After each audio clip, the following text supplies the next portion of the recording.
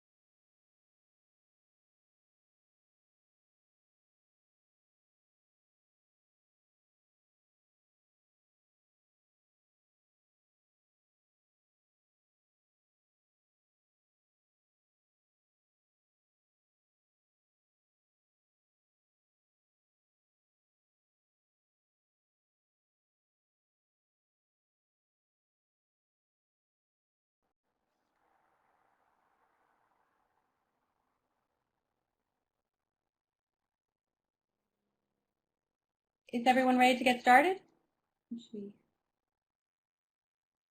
Keith, what do you think? I think we can start anytime. Okay, great. This is Beth and Sam from PACE, and we just thank you to everyone for joining us today. It's great to see such an international crew attend these meetings. It's really terrific. And we're going to start today with Christina bringing us some news about the latest version of Mahara. And I'm really interested in hearing what Christina is going to share, and just be curious to hear kind of what versions people are currently on and kind of what people's upgrade schedules are. So perhaps people can share some of that in the chat area while Christina is speaking. So we'll turn it over to Christina. Thank you very much, Beth, and also welcome from me from New Zealand. Good morning, good afternoon, and good evening to wherever you are in the world. And today we seem to have a bigger crowd from Europe, which is also fantastic. And since we have a really, really big agenda, I thought that I'll just take a few minutes to tell you a little bit about some of the new features in Mahara 1.7. And then we can take questions, or also, if there is time at the end, also potentially kind of look at some of them in an environment. But since I know that Adobe's usually, screen sharing usually has some lag time, and especially to New Zealand, then I thought I better just have some slides to show you some of the features very briefly, and share what we have done over the last few months. Okay, one of the most sought after features is kind of the one, the renaming of the share and shared pages, and actually bringing everything together under the portfolio tab or under the portfolio menu item, so that share, when you are in your personal portfolio, is not anymore share but shared by me. And now you need to look for the shared pages, not anymore in the group tab, but also under portfolio, and there you'll see shared with me. That is something that we discussed in the community forums, and apparently when we had shared pages under groups, people didn't really find it. And so Dirk Meyer and also Don Present, I believe it was, discussed it quite a bit, and that's what we came then up with upon Dirk's suggestion. And I hope that'll be easier for people kind of to find things that they have shared themselves and things that have been shared with them. A second big feature, which came from the Edu1 project over in Australia, is that all artifacts can now have a license attached to them. So the site administrator can define licenses. There are already all Creative Commons licenses predefined, but you can also add as many other licenses as you wish. And then users can start using these licenses on journal entries, on files, on text boxes, on plans, and also on the resume. Currently, we only display the license information on the details page of an artifact once it's been integrated in a page, but in the future, it can be that you also make that license information available on a page itself. And what is also quite nice is that we implemented it so it works with institutions as well. And that means that institutions can require their users to attach a license to files, because the site administrator can only say, yes, you can use licenses, but institutions can say, yes, you have to. And they can also predetermine a default license for their institution. But of course, since we also need to take individual users into account, users can override that setting in their account settings page and can choose their own default license. But since you need to, or sometimes people do upload items of which have different license types attached to them, and therefore on each artifact that you upload or that you create, can you choose a different license from your regular one. Another big feature that came out of the Edu1 project is for masquerading. And Ralf Wildenstock had filed a bug some time ago about that, to make masquerading more transparent to the user, so that they actually know when an administrator logged in as them. And now we've started implementing that feature, and that means that a site administrator can turn on that masquerading sessions are being logged, and also that the administrator needs to provide a reason. And then a third setting is also that the administrator could require that all users are being notified of the masquerading sessions. And that is quite neat because that way masquerading becomes more transparent to users. They know when an administrator logged in, and also for administrative purposes, for accountability, is it being logged on the server end. And there's also an administrator interface, which makes it possible to follow up when masquerading sessions have been set. And Ziggy, yes, you're right. That is an important step for data protection. What we have not yet implemented is that everything is being logged that the administrator does. We do have more logging going on, and logging needs to be turned on, at least for masquerading. And so a number of events are definitely being logged. And that is something that we'll have to see how much that influences the database and whether things need to be taken out at some point, because when you log something and you do quite a bit in the environment, then that table can get quite long and might have to be cleared out and archived separately later on. Another feature which you can already see on mahara.org when you go to the partners page are the so-called retractable blocks. And that means that you now have the possibility to hide the content of a block on a page, and then only when a user clicks on it is it being expanded. So initially you can make it so that you only see the heading of the bibliography, for example. That is especially nice when you have a really, really long block. And only when the user says, yes, I really want to look at the bibliography, can they click on the icon on the right-hand side, and then it is being expanded so that you can see the entire content. And one feature that Massey University here in New Zealand wanted us to implement is that filter by login date. Because especially when you have a large institution, you might want to find out quickly who is actually using Mahara. Who has never logged in, who might we have to chase up for portfolio work and so on. And so we've included that login date filter. And now you can search for any user who has never logged in, who has not logged in since a specific date, or who have logged in since a specific date.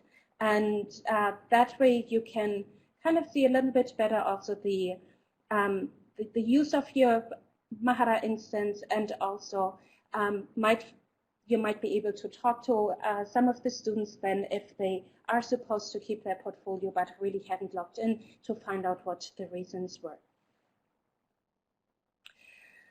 There are a number of other features that we've also implemented in Mahara 1.7, a bit on the smaller side. And altogether, we also had 20 commits from the students of our Open Source Academy, which is fantastic. And one student even implemented a feature that makes it configurable for site administrators to decide how long that registration period is until when users need to be informed about their pending registrations and whether they are allowed to have an account.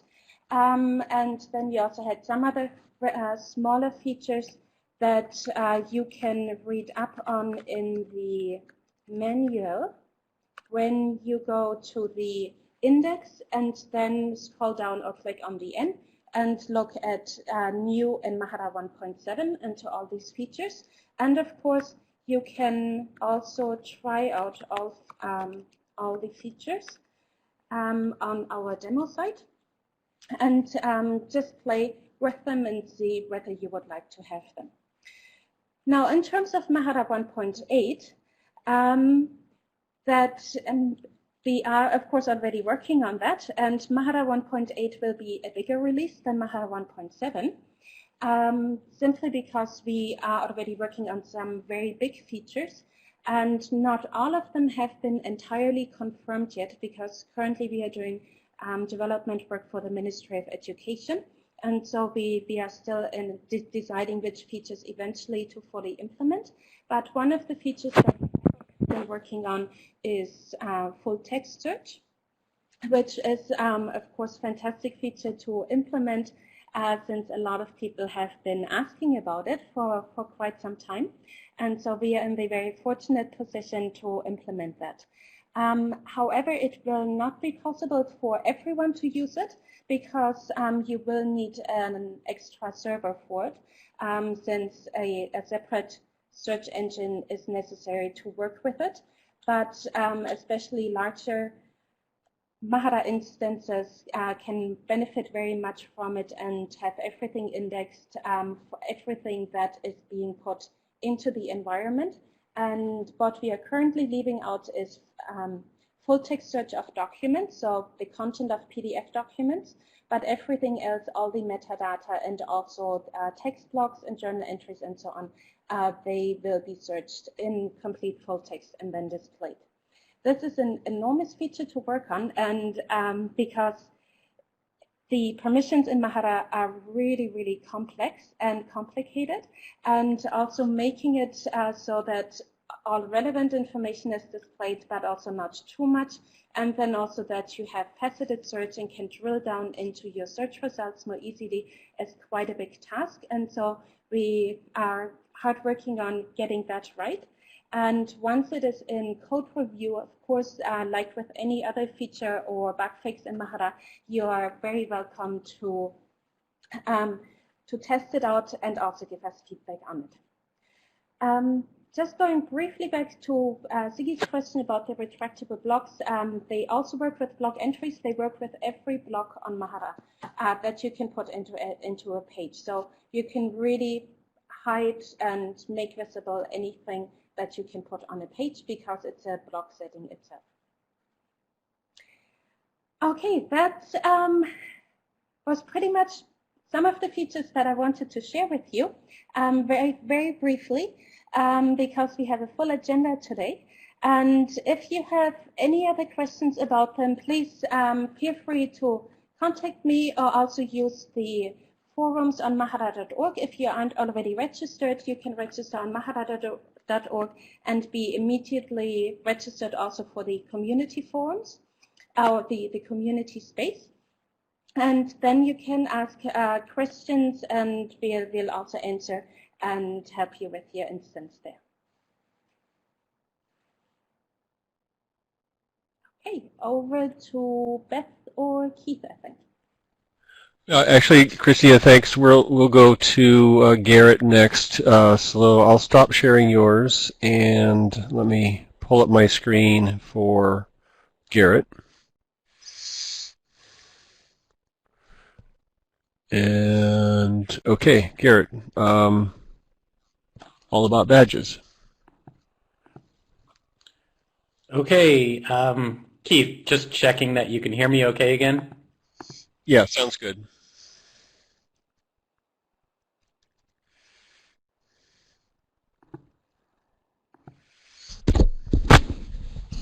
Okay, can you hear me now? Yeah, yes, you're coming through fine, Garrett. Okay, thanks. Okay, hello everyone. So I hope you're enjoying the weather where you are. It's a beautiful 70 degrees in Connecticut right now, really enjoying life. And I want to speak to you about badges today and really kind of shift focus not only to what's going on with Mahara as Christina did, but kind of our role as the Mahara user group and speak a little bit about that. So what I'm going to do is talk a little bit about my understanding of badges and then talk about how I think we can help or just kind of encourage the badge revolution out there, and talk about kind of some problems, contingencies, semantics that I think we would need to consider if we go forward with this, but then finish off with a what's in it for us type question, and then of course get your thoughts on it too, because it was a thought, but I think we would all need to kind of agree on how to go forward with it if we decide to do this at all. So anyway, Mozilla is probably one of the larger proponents of badges out there. And if you just see the short description that Keith brought up here on what a badge is, it says it's a digital record of skills, achievements, and participation, and so forth. And, you know, in a way, ePortfolio has been doing this, but of course, as a society, we just kind of love to see little icons that show that we've excelled in certain things. And so that's why these things are called badges.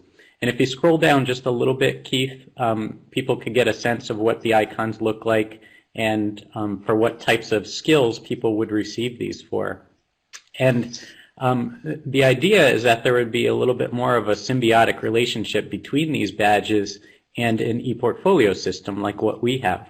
So for example, someone would earn a badge out there from a badge granting entity like, I don't know, like Mozilla or a place of employment or whatever, and then display these icons in an ePortfolio, which is just an awesome idea.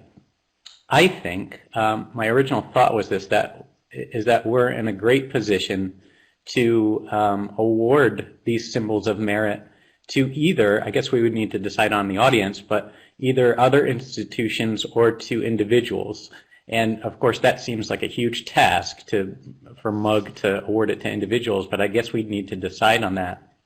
I think though that we have things like assessment toolkits, we have things like aesthetic positions on how pages should look and perspectives on how pages reach student learning outcomes, that we're in a good position to do that because we could kind of put our minds together and figure out, you know, what makes a good portfolio, I guess is the good question.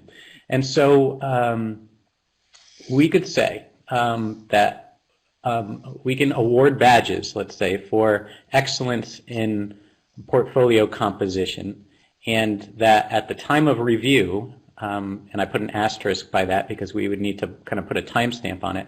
At the time of review, the portfolio demonstrates excellence, say, in composition of pages, or visual appeal, or that it contains pertinent, substantive, reflective content indicating learner transformation, or that it indicates professional development, or all of these things.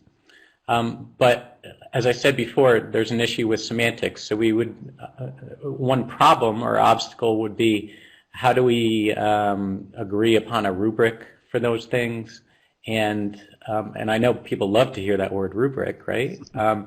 But that would kind of take some time to agree on that so that we put our stamp of approval on these things. So I don't even know if anyone would even want to be involved in that process, but it's a learning experience. I think some things would come to light as we design this rubric and agree on, you know, what makes a good portfolio and award a badge for it. So there's a chance that, you know, putting this kind of rubric or, I don't know, system together, we would learn something that might not have been revealed before, so that's good. So I guess in a minute I want to ask you how you feel about either awarding this to institutions or individuals. I guess the thing that I want to say about the technology itself, it does not look difficult to do. We would just kind of create a workflow that would just kind of ask people to submit a portion of their portfolio to us, and then we can find a way to just kind of disperse that badge out. So that's kind of secondary to the idea of how do we review this and agree on things. I wanted to end with, of course, that question about individuals or institutions, but also say, you know, what's in it for us?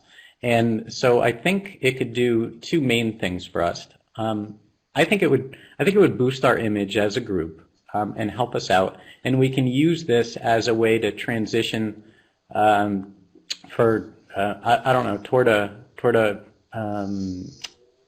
grant receiving entity. You know, so if we need the resources to look over all these portfolios, that could be our open door to ask for grant money to do this because we're doing a good thing. So it kind of boosts our image and allows us to receive grants. At some point, possibly. And then secondly, we're learning and seeing how others are using it and opening it up to a larger community, perhaps even outside of academia. So we're advancing our own understanding of it, and it keeps us current with it. And we can kind of receive more of these portfolios and award them. So I think that's a good thing. So that's my thought on it. To be honest, I haven't done this just yet. I haven't received, advanced badges, nor does my school kind of do that right now. But I wanted to open up the floor for thoughts on it, and I guess maybe first start with what does everyone think about it, or should we start by helping out institutions, perhaps even each other, or move over to individuals?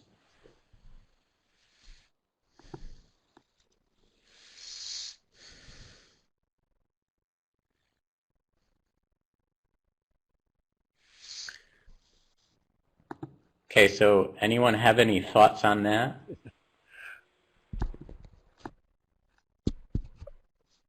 Garrett, can you hear me?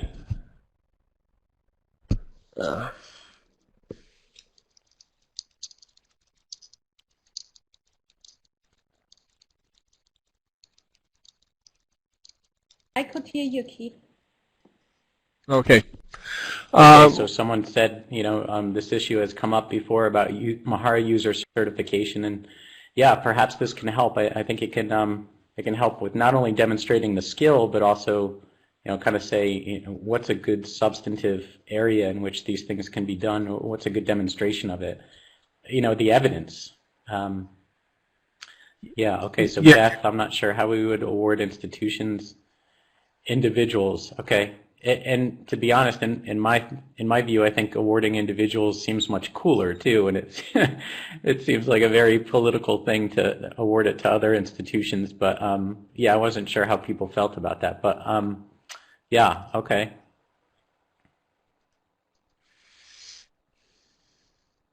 Right. Okay, Christina, thanks for the clarification there. They are for individuals. Okay. Yep. Maybe just very briefly, we Definitely, talk and about SIGI awarding for individuals makes more sense as Mahara for individuals anyway. Okay, yeah, okay, so I think it's pretty close to unanimous here. And I guess when I was kind of thinking this through in my mind, I didn't know which way to go with that. Celebrate Institute. Yes, Beth, great idea. We need to be celebrated a little bit more. Okay. Yes, we are an institution that has given away, let's say, 20 badges in ePortfolio / Mahara proficiency. That's excellent. Okay. Yes. Yeah, Garrett, even something that Okay, would so seem like definitely great ideas out there. I don't know. If we do move forward with awarding this to individuals, I guess we would start with kind of like a broad brushstroke of what are the things we look for in a portfolio. And I don't know if that list before I mentioned makes sense, but I just kind of thought, composition of pages, visual appeal, substantive content, providing evidence of transformation, and professional development. I could start by typing this out and perhaps posting this in our group with Sam's help as a document there, and then anyone can contribute to it if you're interested. Yeah, Beth, a list of categories for badges, that's a cool idea too. So there could be different badge tracks, a badge for XYZ. Yeah. Great.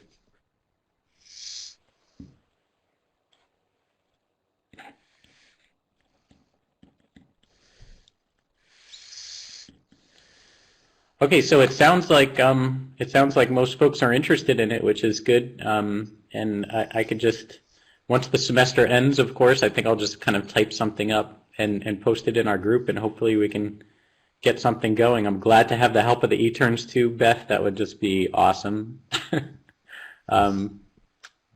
Because resources is an issue, but I think the hope has been from the start that this Mahara user group could at some point receive grants for doing certain things, and this might be our in with that. So hopefully we can move forward and just kind of prove that we're doing good work, because I think we are. We do a lot of work, and this would be our opportunity to view work from others and give our stamp of approval on it and move forward with our own image at the same time. So thank you all, and I'll try to get all these things together for everyone later. Yeah.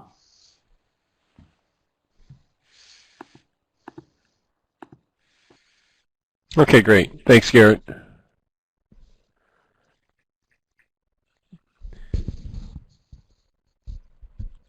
So, okay, good. I just want to make sure my microphone was back on.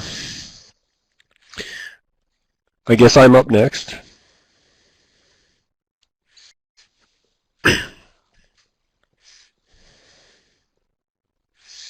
So what I want to talk a little bit about is how we're providing some Mahara services for other SUNY campuses.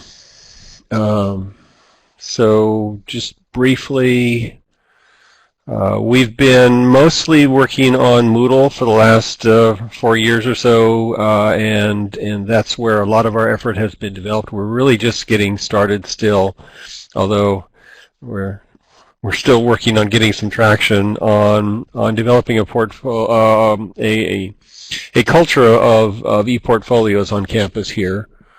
So these are just some slides I presented at a previous MUG meeting. We're very interested in the relationship we can have between our Moodle system as the LMS, all built around courses, and how our students can eventually use Mahara to, of course, capture work from the LMS and build up a portfolio of evidence about their learning. And this is the story that we've been talking about, how to use these open applications around SUNY for a while. Given that, we've had some interest in other SUNY campuses coming to us for advice or for actually various kinds of services. This is a very hot topic as far as SUNY is concerned right now.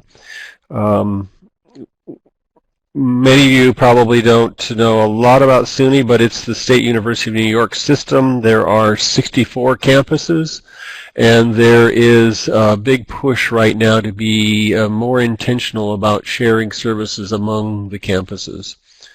And so we're hoping to try to play into that initiative that is very important for the central system administration. So as I said, we have been an advocate of a variety of open applications around SUNY, Moodle, Mahara. We have our Moodle and Mahara combined together into the Moodle kind of integration. We've got other open applications as well. And we've had some experience doing some very small scale Moodle hosting for other SUNY campuses. And I won't bother going through the details of those given our agenda today. But the questions come up, well, since we are developing this experience, at least running Mahara and working with these open applications, perhaps there's some opportunities for us to provide services in terms of hosting e-portfolios for different campuses.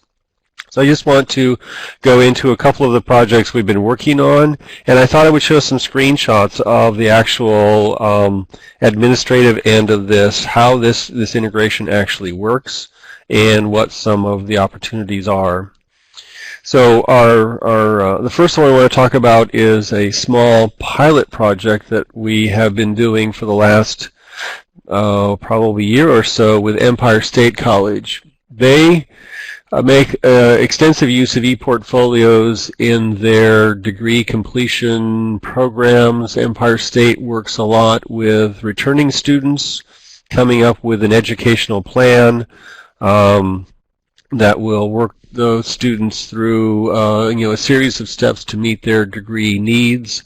And with Ellen Murphy joining Empire State, there's a big interest in using Mahara and Moodle for for these kinds of purposes.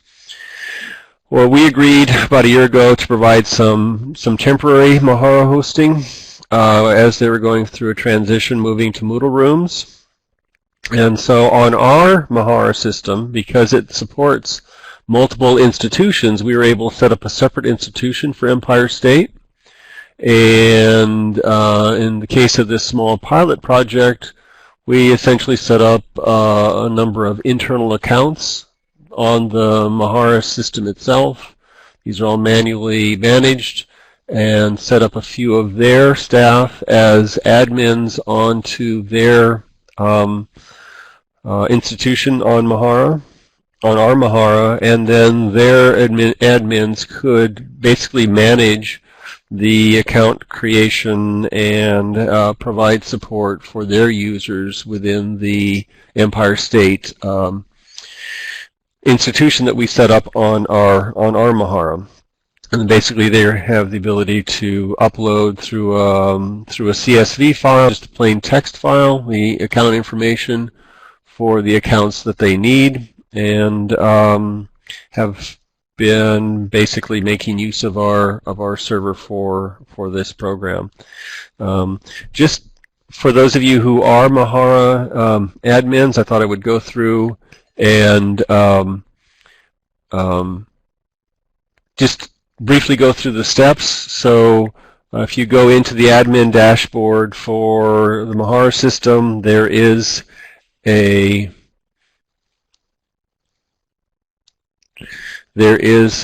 option to set up multiple institutions.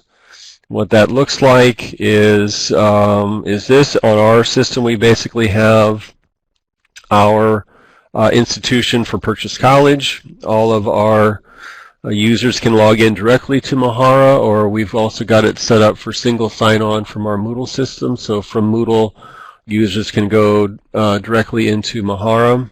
If you click on the Add Institution button, you basically can define multiple institutions on your one single server.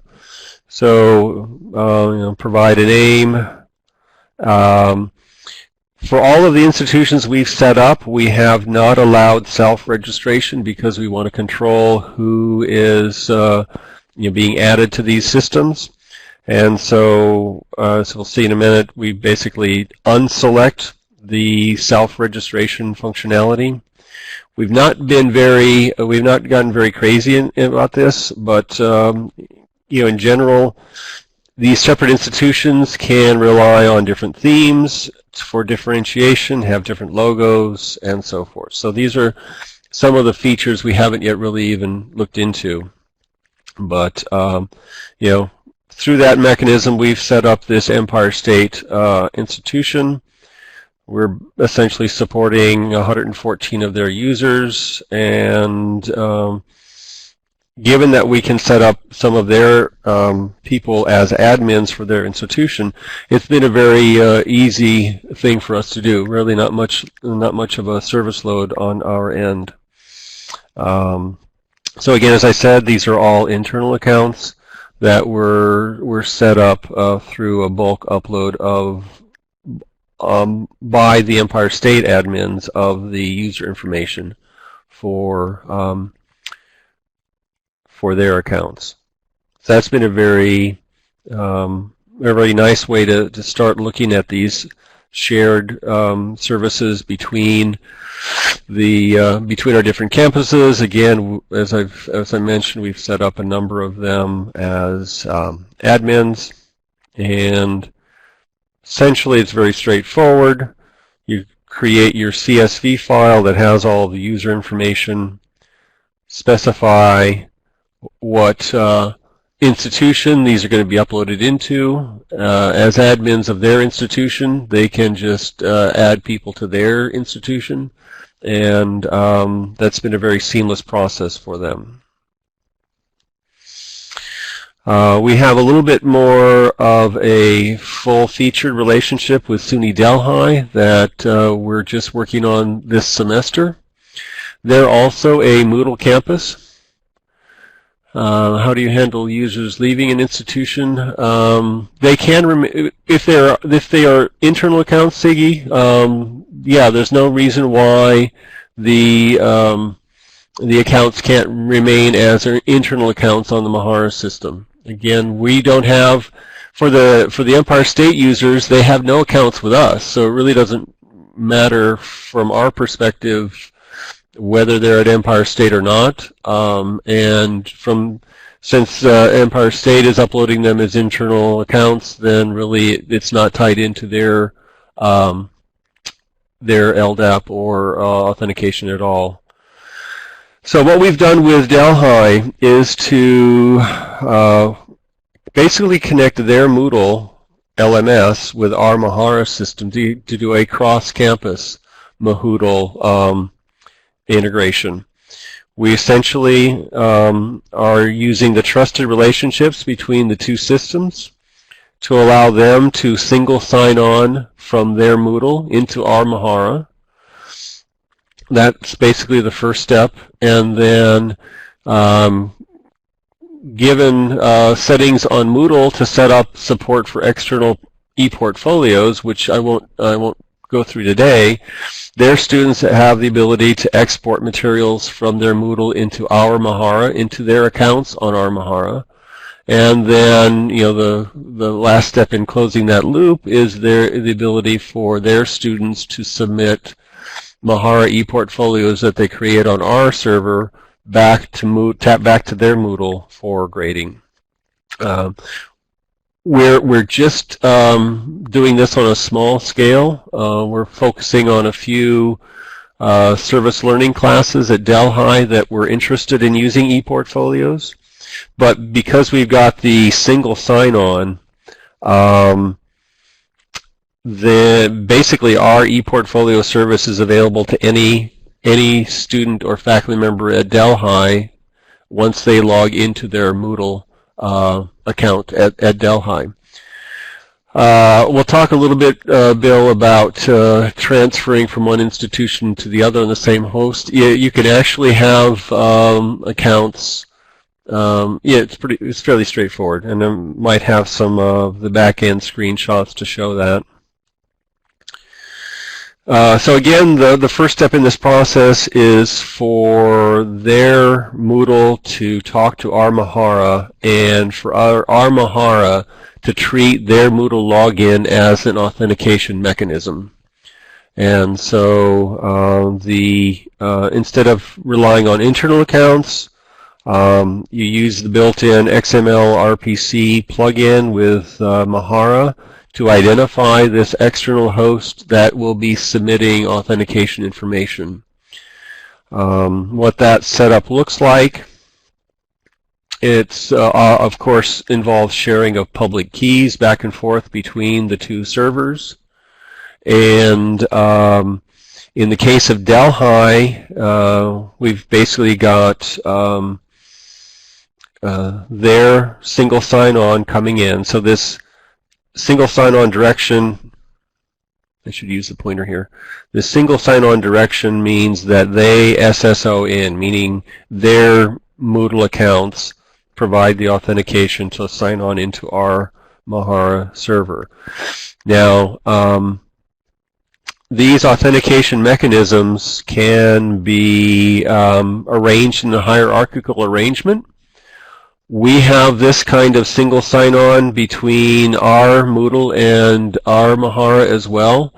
And so we would have, and I should have got a screen capture of this, we would have on our Mahara this kind of authentication for our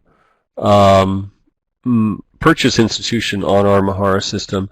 But on our system, we've got the XMP, this single sign-on set up as a child from our LDAP. So it doesn't matter whether our students sign in from Moodle or directly into Mahara using their purchase account. They're basically working with the same account. We've got it set up to update user information on login, we auto-create users. So as soon as someone from Delhi Moodle clicks on the Let's Go to Purchase Mahara, it auto-creates a user account for them based on the authentication coming from Delhi, and it lets them, from their Moodle, export content to be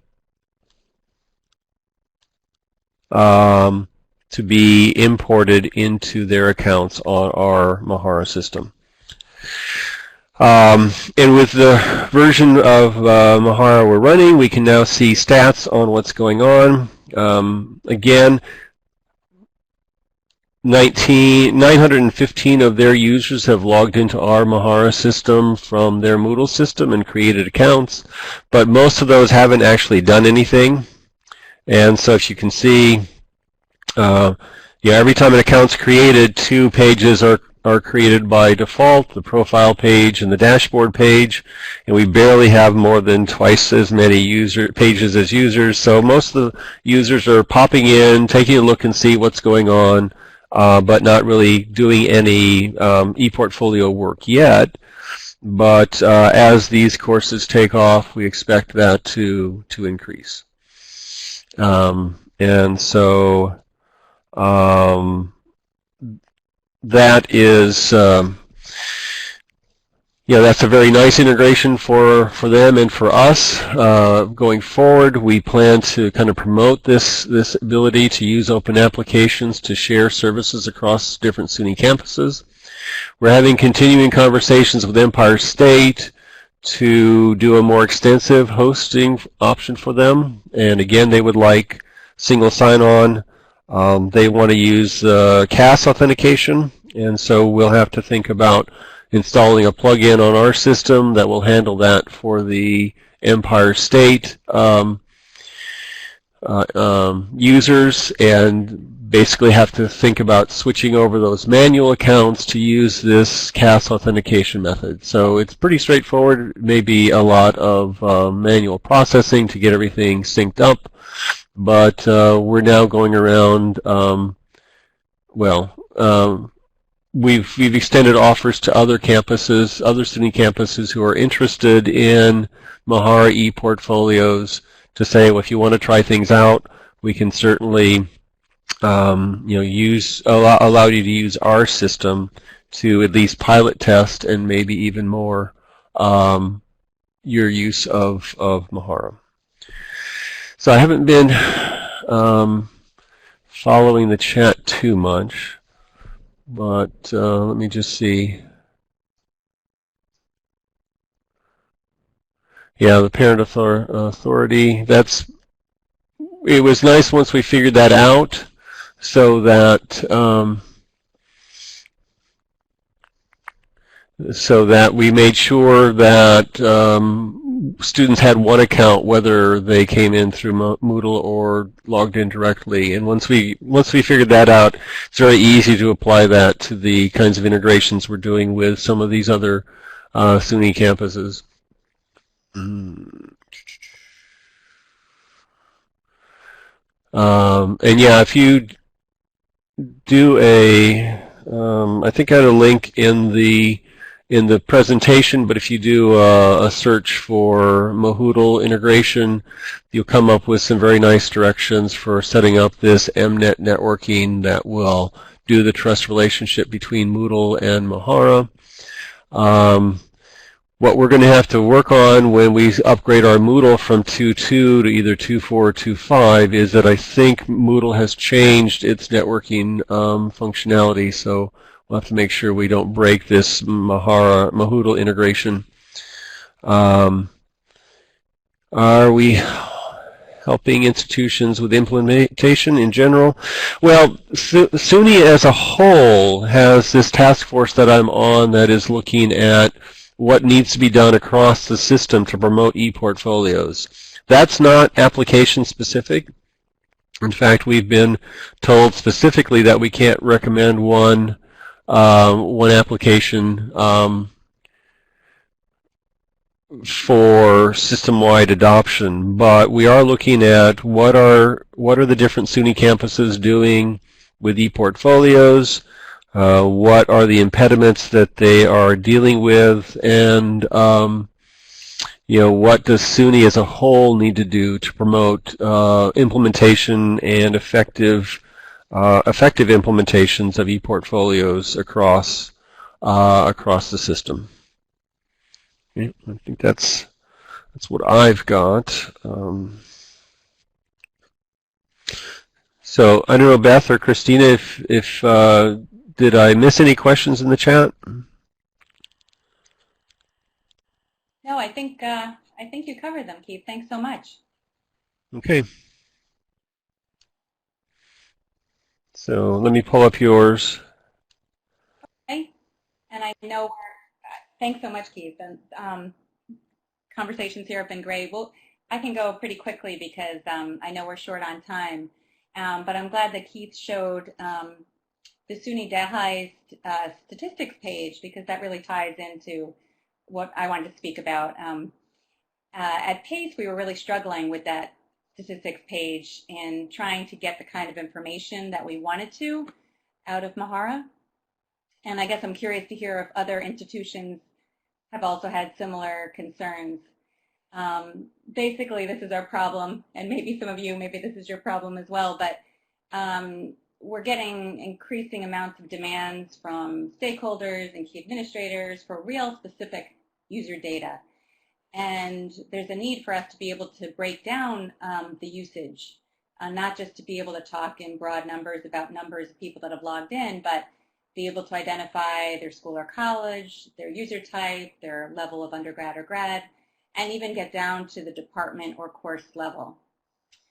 So this has been a challenge, and even though we're pleased that Mahara has been coming along with the statistics page that it now has, I still feel like it's somewhat limited, and just curious if any institutions, yeah, because I know it's a lot of reporting. I know we're big on numbers here at PACE, and it's not just for PACE. I mean, it's also for some grant work that we've been involved in, and it's a resource issue too. I mean, to continue our staffing, to keep up our students, we need to be able to document usage beyond just saying, well, ePortfolios is really catching on. So thankfully, our expert team of programmers, some of whom are on this call, had been working with us steadily to address this problem. And they have created some real customized reporting that just can show you quickly to give you an idea that we really want to be able to report out monthly, not just numbers of users, but really get a sense of who's a robust user and who's an occasional user, and the total number of hits per page, and where this use is happening by school and college, and by type of student, undergrad or grad. I can just go through these quickly again. I know we don't have too much time, but we're still developing this and still trying to make sense of the information that's there, and be real curious to hear from others if you have had the need to create reports like this, and if anyone's been able to do it successfully. We don't use Moodle, excuse me. We're using Mahara as a standalone, and so that may impact what we're able to do or not able to do. I see Christina's question, how do we distinguish users for reports? I'm not sure I understand that question, but we're trying to define users as robust or occasional, so we can get a sense of those two groups, so that we understand who's using it robustly and understand who's using it maybe occasionally or just once, so we could follow up with those users as well. I don't know if I answered your question. And right now we have all our users in one institution. Initially, we did have different institutions for our different colleges and universities, but we've since combined into one, and I think that's made it simpler for us. I hope that answers that question. We're looking at total artifacts per user type too, to try to get a sense of who's using what in terms of the different features. And again, trying to look at artifacts by institution, in other words, by college or school, and by some of our administrative departments as well. But I guess what I'd like to sort of end on, and hopefully this conversation could be one that continues either through Facebook or through mahara.org or through our next meeting. But we're wondering how everyone here documents usage in ePortfolio. Do you document usage by a monthly view, or are you looking at more cumulative views, for instance, for an academic year? We're really trying to grapple with that. We're not sure what is the accurate way to do that. Someone may create a fantastic ePortfolio, very robust, lots of artifacts, but did it last month, it's still out there being viewed, but they haven't done any activity this month. And so we're just not sure how to always document that. And I guess we look forward to talking about this more with everybody, but I feel like maybe I should touch on some of the other items that we have on our agenda to make sure we get these last items in. The other item that I was hoping to mention was kind of our plans for our next get-together. And I know we have such an international crowd today, which is wonderful. I'd be curious to know if anyone from the group is planning on attending ABLE in Boston in July, the big ePortfolio Summit here. We'll be there, and I think Christina might be there, and just wondering if it makes sense to try to plan something either at ABLE or before or after the conference, if there will be a group of us around. And if not, certainly we could continue to meet online like this because it's really a great way to reach everyone with the far distance. But the past couple of summers we've met face-to-face too, and I think that's been really nice for the group that can do it. So I see we have a few questions or comments. Perhaps people could respond to the chat if you have comments about that. And I think the other person we wanted to include in the agenda, if she's still here, is Jasmine. Jasmine had posted 2 suggestions to our Mahara agenda. And if I don't know if she has the power to have the mic, Keith, or not, but the 2 items were She does changes users now. would like to see. Okay, thanks. And also Mahara UK. So Jasmine, would you like to speak about either or both of those?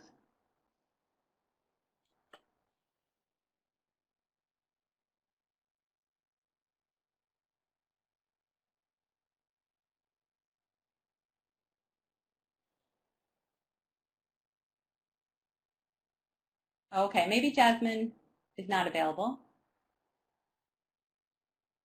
The other item that we wanted to speak about is last April we did a student showcase, and this kind of ties into what Garrett was talking about with the badges.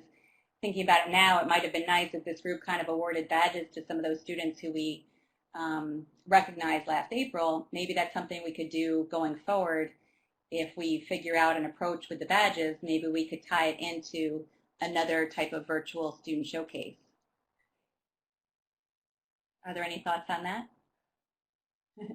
Oh, hi, Jasmine. We were looking to turn it over to you for your 2 suggested topics. If you wanted to take the mic and speak to the group about changes you'd like to see in Mahara, or the Mahara UK item you mentioned.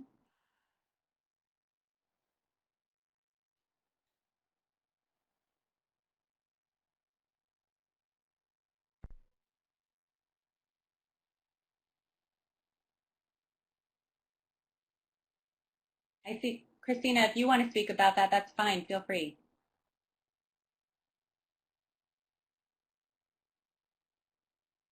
Okay, so, gotta go somewhere else. Oops.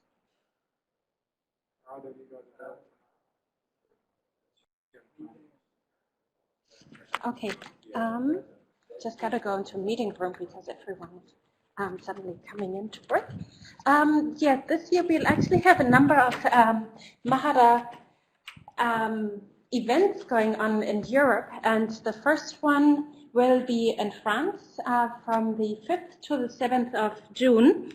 That is the Mahara Mood and also Mood Mood, and then there is Mahara UK on the 3rd and 4th of July in Birmingham.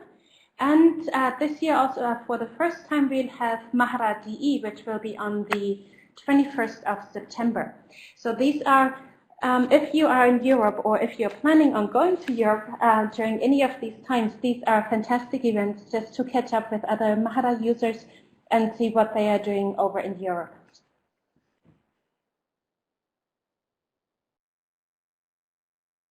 Oh, and also if you happen to be in the Southern Hemisphere, on the 8th of May we'll have a Mahara Moodle Mahara meetup in Adelaide. And at that point, we'll definitely address some of the connecting things between Moodle and Mahara, how to go forward in the future, what would be good to have, also what might be in the making on the Moodle side, for example, as well, and just talk about more of these integration things. And as far as I know, at least the keynotes will be recorded, and so Alison Miller will then also make them available for everyone to listen to afterwards, which will be a great community resource for those who cannot attend.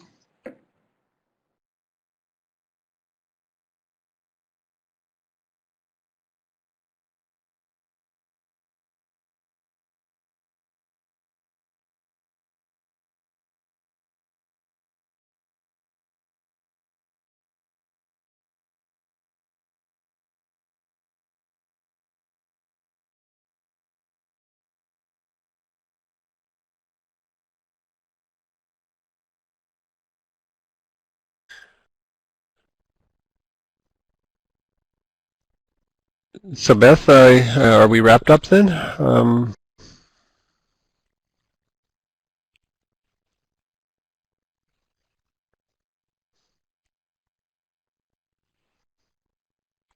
Nader, yes. I made the recording. I'll stop it as soon as we're done. I've got a couple of things in Adobe Connect that I will need to do to make it available, but then once it's available, it will be, for example, posted in the Mahara user group page on Facebook, and we can also tweet it out or other mechanisms to get it out. But yeah, it'll be made public probably within a couple of days. Oh, you're welcome, Beth. So yeah, thanks everyone, and it's been a great turnout this time.